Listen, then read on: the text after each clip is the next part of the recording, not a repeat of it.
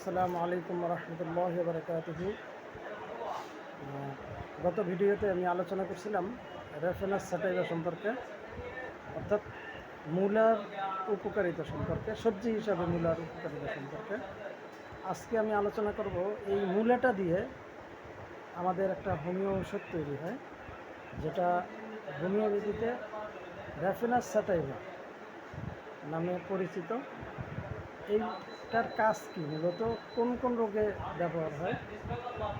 এটা তরুণ এবং পুরাতন উভয় ক্ষেত্রেই উদারময়, অর্থাৎ পাতলা পায়খানা বা যেটাকে আমরা ডিসেন্ট্রি বলি, এটাতে ব্যবহার হয়।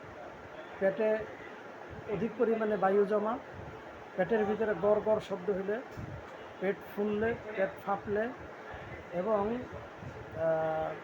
যদি উপর পেটে কিংবা নিচের পেটে, উভয় পেটে যদি বায়ু জমে, সেখানেও কিন্তু এই ওষুধটা খুব ভালোভাবে ব্যবহার হয়ে থাকে। এবং এই ঔষধটা যদি ব্যবহার করা হয় তাহলে বায়ু নিঃসরিত হয়ে যায়।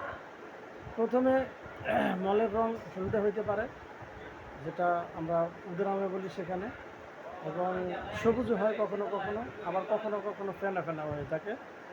মল খুব তোরে নির্গত হয়, তার সহিত কিছু বায়ু যায়, অর্থাৎ ফটফট করে অনেক সময় আমরা প্রস্রাব করতে পায়খানা করতে গেলে, বায়ু ত্যাগ করতে গেলে, মল ত্যাগ করতে গেলে দেখি যে আমাদের মলের সাথে বায়ু আসে এবং তখন আওয়াজ হয়। এছাড়া সবচেয়ে যেটা ভালো কাজ করে সেটা হচ্ছে চক্ষুর পাতা সর্বদাই নাচে। অনেক সময় আমাদের কাছে এরকম রুগী আসে যে চোখের পাতা সবসময় নাচতে থাকে। আমরা কিন্তু তখন কী ঔষধ দেবো এটা খুঁজে পাই না। কিন্তু এই রেফারেন্স স্যাটাইভা থেকে এত ভালো একটা ঔষধ তৈরি হতে পারে এবং এইটা এত ভালো কাজ করে যেটা আমরা কখনো কল্পনাও করতে পারি না। তো এটা কখনো কখনো এরকম হয় যে রুগী বেশিরভাগ এটা বাচ্চাদের হয়, বাচ্চা বয়সে বেশি হয়, যে সে শুধু চোখের পাতাটাকে মিটমিট করতে থাকে, কখনো কখনো এত ঘন ঘন মিটমিট করে যে সে কিছু দেখতে পায় না। এই অবস্থায় যদি হয় বা এরকম কোনো রুগী আমরা যদি পাই, তাহলে এই রেফারেন্স স্যাটাইভা আমরা ব্যবহার করতে পারি। এখন একটা কথা বলা দরকার, যে আমার এক বন্ধু এবং সহকর্মী, উনি আমাকে এই রেফারেন্স স্যাটাইভার সবজি সম্পর্কে যখন আমি একটা ভিডিও দিই, তখন আমাকে প্রশ্ন করছে, স্যার এত সবজি থাকতে আপনি মূলার পিছনে কেন লাগলেন? আসলে মূলা নয়, আমাদের এমন কোনো সবজি তরকারি নাই যেটা থেকে কোনো না কোনো মেডিসিন তৈরি হয়। আমরা দেখব যে গাজর থেকে তৈরি হয়, শসা থেকে তৈরি হয়, ফুলকপি থেকে তৈরি হয়, তারপরে মিষ্টি কুমড়া থেকে হয়। এরকমভাবে এমন কোনো কি বলে সবজি নাই যেটা থেকে হোমিও ঔষধ তৈরি হয় না। অর্থাৎ এটার হার্বস নেওয়া হয়, হার্বস থেকে এটাকে পটেন্সি করে এটাকে শক্তি উৎপন্ন করা হয়। এখানে একটা কথা বলে রাখা দরকার, যে এই মূলা কী করে আমাদেরকে এত বড় উপকার করতে পারে। এখানে আমি একটা উদাহরণ সবসময় আমার ক্লাসেও আমি দিই, বা আমার সহকর্মীদের সাথে বিভিন্ন সেমিনারে যদি কথা বলার সুযোগ হয় সেখানে আমি বলি যে এইটার শক্তিটা কোথায়, এইটা আসলে আমরা ধারণাও করতে পারি না। কীরকম, আমাদের কাছে একটা রুগী আসে, এসে বলে যে স্যার আমার গলায় কাটা দিচ্ছে। আমরা তাকে সাধারণত সাইলিসিয়া দিই, তারপরে সাইলেসিয়াতে যদি ভালো না হয় তাহলে অ্যানাগালিস দিই। সাধারণত সাইলেসিয়াটাই আমরা দিই। সাইলেসিয়াটা দিলে হয় কি, কাটাটা বের হয়ে যায়, গলে যায় বা বের হয়ে যায়, আর এটাকে খুঁজে পাওয়া যায় না। এখন এই সাইলেসিয়াটা কী দিয়ে তৈরি হয়? সাইলেসিয়াটা তৈরি হয় বালি দিয়ে।